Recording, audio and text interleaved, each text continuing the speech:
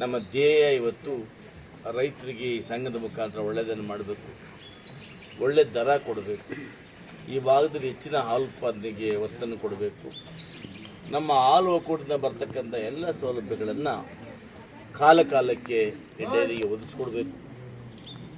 ಇದರೊಟ್ಟಿಗೆ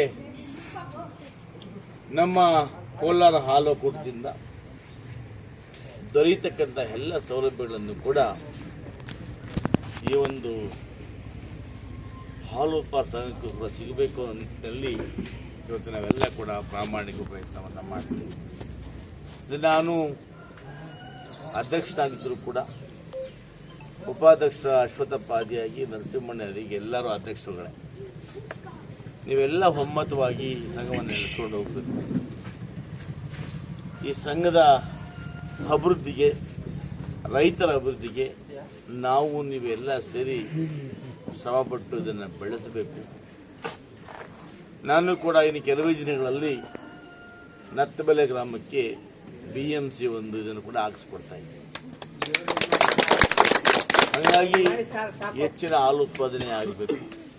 ಇಲ್ಲಿ ಬರ್ತಕ್ಕಂಥ ಎಲ್ಲ ರೈತರು, ಹಾಲು ಉತ್ಪಾದಕರು ಸಮಯ ಏರುಪೇರಾದರೂ ಕೂಡ BMC ಹಾಕೋದ್ರಿಂದ ಇವತ್ತು ಹೊಂದಾಣಿಕೆ ಆಗ್ತದೆ. ನಮ್ಮ ಗುರಿ ಗುಣಮಟ್ಟ ಮತ್ತು ಅಭಿವೃದ್ಧಿ, ಇವೆರಡು ಕಡೆ ಗಮನ ಕೊಡ್ತೇವೆ. ಯಾವುದೇ ಒಂದು ರೂಪಾಯಿನೂ ಕೂಡ ರೈತರ ಹಣ, ಹೆಣ್ಣುಮಕ್ಕಳ ಹಣ ಪೋಲಾಗದ ರೀತಿಯಲ್ಲಿ ಈ ಸಂಘವನ್ನು ನಡೆಸ್ಕೊಂಡು ಹೋಗ್ತೇವೆ. ಈ ಸಂಘದ ಮುಖಾಂತರ ನನಗೆ ಇವತ್ತು ಕೋಲಾರ ಜಿಲ್ಲಾ ಹಾಲು ಒಕ್ಕೂಟದಲ್ಲಿ ನಾವೆಲ್ಲ ಕೂಡ ನಿರ್ದೇಶಕರನ್ನಾಗಿ ಮಾಡಿದ್ದೀರಿ. ನಾವೊಂದು ಜವಾಬ್ದಾರಿಯನ್ನು ಕೊಟ್ಟಿದ್ದೀರಿ. ಆ ಜವಾಬ್ದಾರಿಯನ್ನು ಯಾವುದೇ ಕಾರಣಕ್ಕೆ ದುರುಪಯೋಗ ಮಾಡಿಕೊಳ್ಳದೆ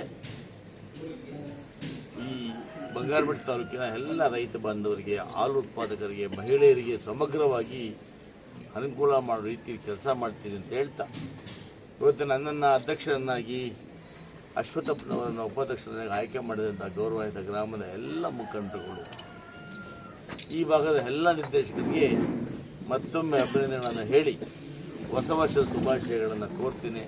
ಎಲ್ಲರಿಗೂ